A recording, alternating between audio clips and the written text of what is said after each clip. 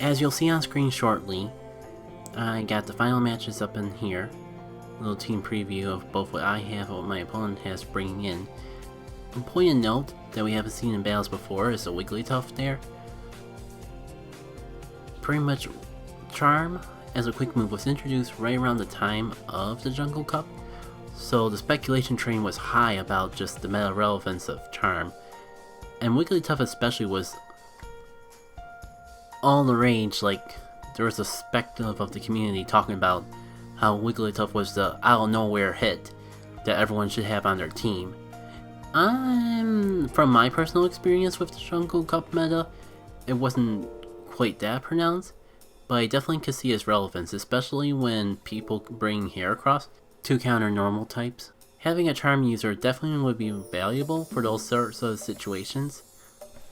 And since the Jungle Cup didn't allow fairy types unless you were a normal type, that pretty much made Wigglytuff your main option if you wanted to sneak a Charm user in there.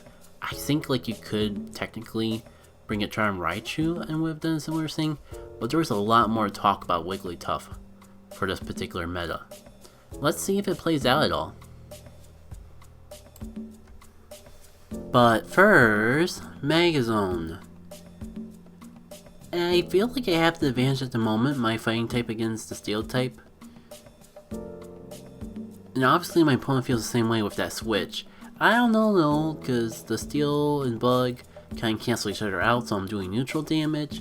So I am still a bit on the fence of if I wanted to switch out or not. And after seeing how much that close combat did, I feel a bit more confident staying in. Not confident enough to take the hit, but definitely at least confident enough to stay in. I guess I'm just so close to taking out that fortress. Why would I risk not having the Pokemon lead? Sure, this shield is real important, but my Heracross is gonna die to the Noctowl anyways. It probably wasn't even worth switching in. And I know it seemed kinda dumb that I didn't switch right into Magnezone, but I was in the switching disadvantage. So I didn't want to put myself in a situation where I'm switching to Magnezone, my opponent switches to a hard counter, and it completely screws me over. So I took more of a middle ground. Maybe I can at least stall out the remainder of his shields with my body slam spamming. Worst case scenario, I'll just take the hit. Or I mean, he'll take the hit and that'll allow me to wear him out. Unfortunately though, hopefully I won't need that Vigoroth for later. Cause yeah, it's not looking so great for him. I think he still has a shield yet to use, and of course he uses it. Meanwhile, I'm struggling just to get one more body slam off before I get obliterated by the Sky Attack. So now I just gotta hope and pray that the remainder of his Pokemon work to my advantage, because honestly, in hindsight, there's not really too much of that Heracross left. Which I guess was the reason that I sent it out, to pretty much get demolished. At least my Magneton will barely take any damage now. And it'll definitely come down to what his last Pokemon is. So we're back in a digital match of Magneton versus Megatone. I just noticed that was a really awkward accent way to pronounce that all. I feel like I'm at a disadvantage because I have the less evolved Pokemon. And I was gonna say, but that still may work to my advantage because a Pokemon that's not fully evolved technically can get powered up more to reach that same CP limit. But considering the fact that I only just now wasted the shields and I'm about to go down, yeah, I think the Megazone had the advantage in this particular fight. So onwards to round 2. And while we're selecting Pokemon, something that feels awkward to me, but I will admit it's a unique element of Soul League Pokemon Go PvP. It's the whole concept that you get 6 Pokemon but can only choose 3. It kinda feels like a callback to the meta way back in Pokemon Stadium 1 and 2. Where it's pretty much the exact format where you have 6 Pokemon, you can only bring 3, you don't know what your opponent's gonna bring, so there's potential for a lot of mind games just thinking about what your opponent's gonna bring, thinking about what they're gonna bring to counter what you bring, and you can go as deep into that as you want. It's one thing I don't like about the Pokemon Go meta. I do prefer the way it was in the main series games, at least in the generations I played, where you had all 6 Pokemon to work with all around. So if you find yourself missing a Pokemon as you're battling, then it's the fall of your team comp, and it doesn't really feel like you just got unlucky and picked the wrong Pokemon when you had the right counters to battle against the whole time. Just stalling for some times with this Noctowl Diddle, which I got the gut feeling will not go well for me, considering that he spiffly swapped into the Noctowl after I brought mine in. So it feels like I'm going to lose this Diddle match, but at least now I can bring my Magneton in to finish up the Noctowl, and I can still switch if so needed. Case in point, my opponent's switching right away. Unfortunately, I don't have my Noctowl left anymore, and I think we just ran into a bit of a lag situation. So we're gonna restart. So we're back at the beginning of this match. It's played out similarly as before, but this time I feel like I'm getting more body slams off. I feel like I kind of learned my lesson about getting too switch happy. So we'll see how differently the match plays.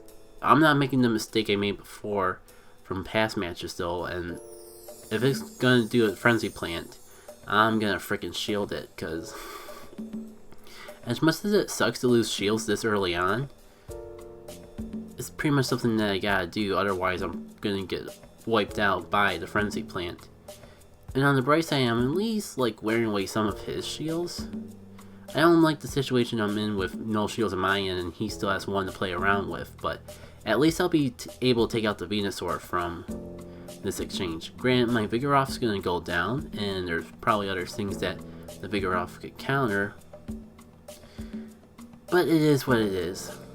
Now, I'll admit, I'm on the fence of whether to just bring in my Noctowl to do the raw damage to finish it off, or bring in my Magneton and start building up energy for a charge move. As you see though, I decided to go for the Prior, and it's not too bad because I have energy from my Noctowl, and technically I have the lead in this Noctowl versus Noctowl advantage this time. Maybe I should have gone for the Nightshade to try to psych out his shield, but as you see, if I would have done that, I would have gotten a lot less damage off than comparison. And what do you know? I got switchplayed and switchplayed hard. Thankfully, like, there's worse things that this Magneton could be put up against, but I would rather save the Magneton to actually do work against the Noctowl. The fact that I did so much to the Fortress though really worked out to my advantage. I think I even knocked it out. It was a little hard to tell if it got knocked out or if he just swapped. Looking at the Pokeball counter though, it's definitely the Prior. And I feel like I'm in a much better situation. My Magneton's a bit worn out, yes, but his Noctowl's gonna be worn out as well by the time I lose my Magneton, and my own Noctowl has a bit left.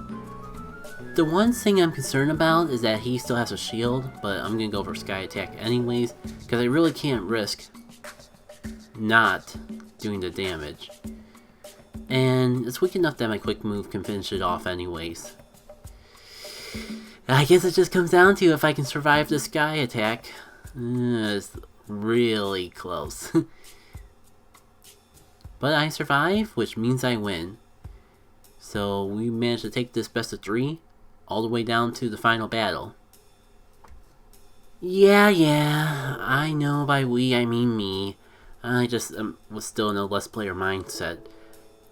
If not doing commentary this weekend, I've definitely done some editing on some LP videos. While we're waiting for the match to load, let me give a quick plug. I actually do stuff beyond Pokemon Go on this channel. I've been trying to dedicate every Wednesday, minus weeks that I have to take off, to my playthrough of the indie game Celeste. And I've been doing other gaming content as well, so if that sounds interesting to you, you can get notifications of when I upload through the whole subscription system. But you probably heard this 1,000 times, so let's talk about that Wigglytuff. I'm actually not sure why I left my Vigoroth in as long as I did. Might as maybe like try to stall out a couple shields. But it probably would have been smarter for me to switch to the Magneton in the first place, or just stay in instead of just like half dedicating myself like I did here, because I just gave him the switch advantage, so I may be able to come in cleanly, but he'll just switch to his Magnezone to counter my Magneton. Hopefully this works for the best, and maybe, just maybe, my Magneton can wear out the Magnezone enough that my Vigoroth can just come in, make quick work of it before it goes down, and maybe be used for something else in the future. We'll see if that's what I decide to do with the way I shield. Or do I just decide to take it? Yeah. At least now I got a clean switch onto my Vigoroth. Hopefully it can do some work, because otherwise I'll be in trouble. Decided just to go for the Body Slam rather than save up for the Bulldoze, because look at my health. I highly doubt I'm actually going to be able to get to the Bulldoze. But I did waste a shield, and I still have a shield left, so oh boy, if there's any possibility for a comeback, that was definitely necessary to do. It's gonna be rough, but I mean, Wigglytuff is worn down. It'll depend on how much damage I can get off on this Magnezone before I go down. And considering I have no shields left, that's not looking very good, to be honest. Ouch. Yeah, I'm not sure why I got the hope that I actually had a chance of winning. But that was a good match either way. Maybe if I played a little bit more safe in certain situations, I could have made things work out in my advantage. But it is what it is. Jungle Cup was fun, to be honest. Like, we're just getting introduced to this whole new element, so I'm sure everyone's game wasn't up to their A game yet. But in a sense, that put us all on an even playing field. We all had this disadvantage and an equal amount of time to prepare for it, try to counteract it. And I think it made for some interesting shakeups in the whole battling we're doing. Also, this is my first time doing this tournament in this particular area. I'm not going to say what it is, but I will say I normally battle over by the college that's along my way home from work. And this was also in Buffalo, but a significantly different part of the Erie County area. Thank you all for tuning in, though. Feel free to like if you enjoyed what you see. Let me know what you think, because with this recorded, I am flat out of PvP content. Therefore, Pokemon Go content to upload in general. So for the rest of September, I'm going to have to come up with something, because there is no one competing. There are, as I've kind of expected, since there's no special Sylph League tournament for this month, there is no one is hosting tournaments, is what I'm trying to say. So I'm a bit out of luck. Like I was saying in my overview of Twilight Cup, this may be a good opportunity for me just to do some more casual battles with friends. Depends on if I can set something up, though. I did finally hit the button and decide to sign up for one of the Sylph League tournaments that are happening in the podcast discords.